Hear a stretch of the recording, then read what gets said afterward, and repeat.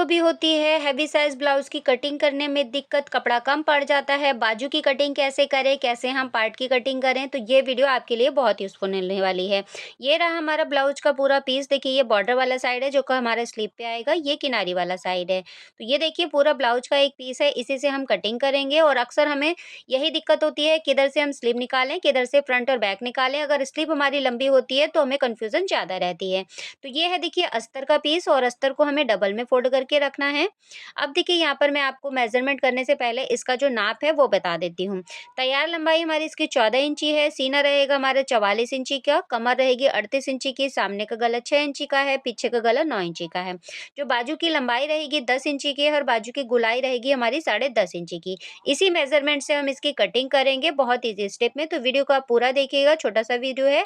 हर एक चीज़ मैंने आपको स्टेप बाय स्टेप बताई है, तो वीडियो को स्किप बिल्कुल भी मत कीजिएगा।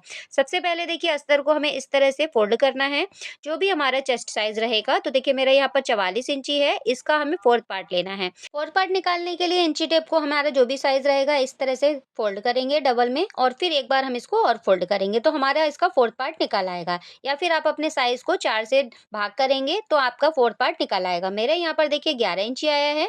अब इसका सिलाई मार्जिन हमें लेना है, तो देखिए यहाँ पर आप 2 इंची भी ले सकते हैं, मैंने यहाँ पर 1.5 इंची लिया है। टोटल यहाँ पर हम इसको चेक कर लेंगे तो देखिए मेरा 12.5 इंची आया है, अगर आप 2 इंची लेते हैं तो आपका 13 इंची आएगा। तो इस तरह से हमें कपड़े को सेट करना है, किसी भी साइज़ में आपको कपड़े का 4th पार्ट लेना है साइज़ का, उसका आपने मार्जिन ले लेना है। अब हमें यहाँ पर लंबाई का निशान लगाना है, मेरी लंबाई यहाँ पर तैयार रहेगी 14 इंची, तो हम इसमें 1 इंची सिलाई मार्जिन ऐड करेंगे। आधा इंची हमारा ऊपर शोल्डर डाउन में जाएगा, आधा इंची हमारा नीचे फ़ोल्ड में जाएगा। ठीक है, अब हमें यहाँ पर देखिए शोल्डर लेना है, तो यहाँ पर जो गला हम बना रहे हैं वो लगभग हमारा 9 से 10 इंची का है, तो मैं यहाँ पर 5.5 इंची शोल्डर ले रही हूँ। जितना हमने शोल्डर लिया है इतना ही हमने आधा इंची प्लस करते हुए इस तरह से आर्म होल ले लिया है, तो आधा इंची प्लस करते हुए मेरा आर्म होल यहाँ पर 6 इंची आया है। चेस्ट का 4th पार्ट प्लस यहाँ पर 1.5 इंची मार्जिन हो गया। अब इन सभी लाइनों को इस तरह से हम सीधा कर देंगे। ये देखिए यहाँ पर आर्म होल की लाइन हमने यहाँ पर 6 इंची पे लगाई है और इस लाइन को इस तरह से आगे की तरफ हम सीधा कर देंगे। इस लाइन को भी हम इस तरह से सीधा कर देंगे स्केल की हेल्प से। अभी देखिए यहाँ पर हमें जो ये आर्म होल की जो हमने लेंथ ली है, इस तरह से हमें इसका सेंटर निकालना है और आर्म होल निकालने का तरीका क्या है, सबसे आसान तरीका बता रही हूँ। कॉर्नर की साइड में हमें 1.25 इंची का निशान लगाना है और जो हमने यहाँ पर इसका सेंटर निकाला है, इन दोनों निशानों को इस तरह से फ्रेंच कर्व की हेल्प से इस तरह से मार्किंग कर देनी है। ठीक है, ये हो गया हमारा बैक पार्ट का। अब यहाँ पर गले की चौड़ाई लेंगे हम 2.25 इंची, आप यहाँ पर 2.5 इंची भी ले सकते हैं। टोटल गले की लेंथ लेंगे, मैंने 9 इंची का गला बनाना है तो 9.5 इंची ली है। नीचे से हम 3 इंची का निशान लगाएँगे और इन दोनों निशानों को इस तरह से सीधा करने से पहले हाफ सेंटर का निशान लगाएँगे। मैं यहाँ पर थोड़ा-सा इसको मटका शेप में बना रही हूँ। आप अगर राउंड शेप में बना रहे हैं तो कोई भी शेप आप यहाँ पर दे सकते हैं। अभी देखिए फ्रेंच कर्व की हेल्प से यहाँ की साइड में हमने इसमें गोलाई दी है और बीच सेंटर का जो हमने मार्क किया है, हल्का-सा यहाँ पर आधा इंची बाहर की साइड में निकालते हुए इस तरह से शेप देंगे। तो ये डिज़ाइन आप किसी भी शेप में बना सकते हैं। इसका डिज़ाइन का डिटेल वीडियो मैं आपको नेक्स्ट पार्ट में शेयर करूँगी। अभी देखिए यहाँ पर हमने गले का शेप यहाँ पर लगा दिया है, आप सिंपल राउंड नेक भी बना सकते हैं। सेंटर से हमने यहाँ पर इस 4 से 4.25 इंची का मार्क लगाया है प्लीट्स के लिए और दोनों साइड पे आधा-आधा इंची की प्लीट्स की मार्किंग कर दी है।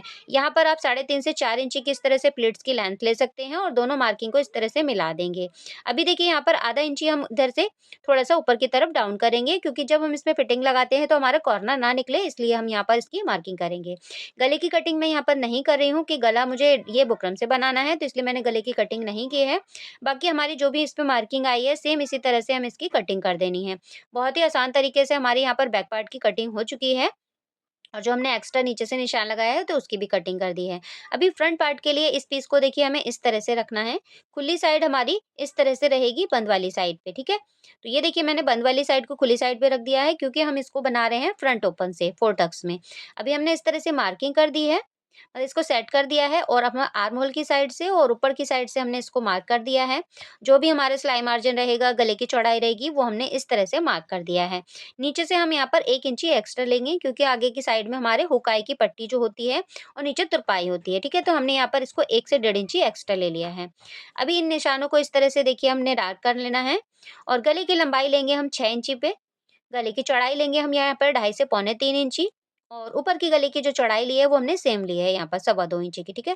अब यहाँ पर हमने गोल राउंड शेप दे दिया है, आप कोई भी शेप यहाँ पर दे सकते हैं।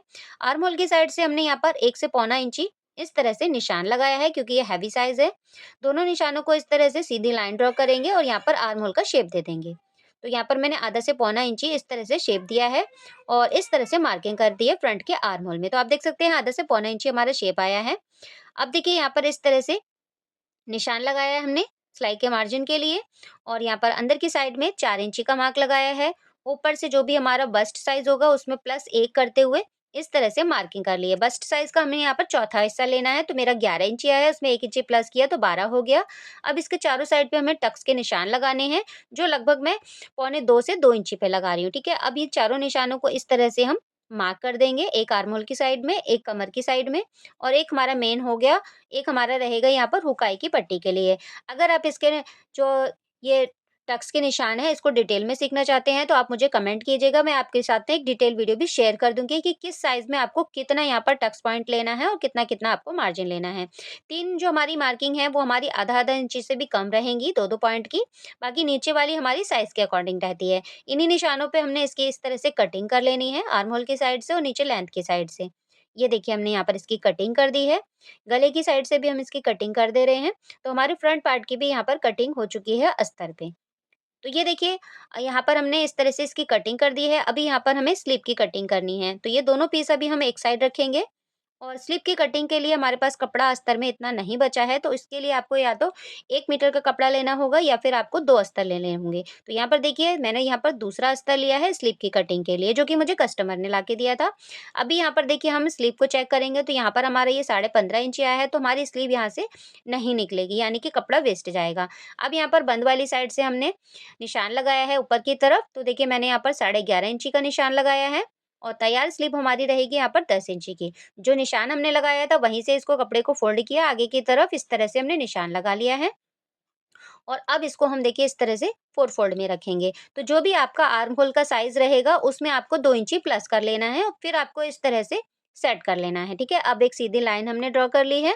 सीधी लाइन ड्रॉ करने के बाद में यहाँ पर देखिए निशान लगाएँगे आर्म होल के कैप डाउन का, यानी कि जो हम इसमें शेप देंगे। तो यहाँ पर देखिए निशान से दोनों तरफ निशान लगाएँगे, आधा-आधा इंची का हमारा सिलाई मार्जिन रहेगा, ठीक है? अब टोटल लंबाई से हम यहाँ पर निशान लगाएँगे 3.5 इंची का।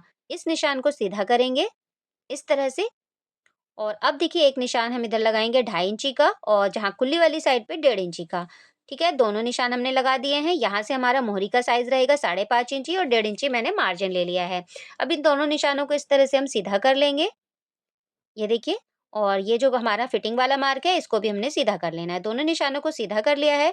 2.5 इंची वाले मार्क से हल्का-सा शेप देते हुए इस तरह से हम मार्किंग करेंगे या फिर आप इस तरह से फ्रेंच कर्व जो लेते हैं इस तरह से भी मार्किंग कर सकते हैं। जो तरीका आपको ईज़ी लगे, अगर आपके पास फ्रेंच कर्व नहीं है तो आप सिंपल जो मैंने पहले बताया इस तरह से मार्किंग कर सकते हैं।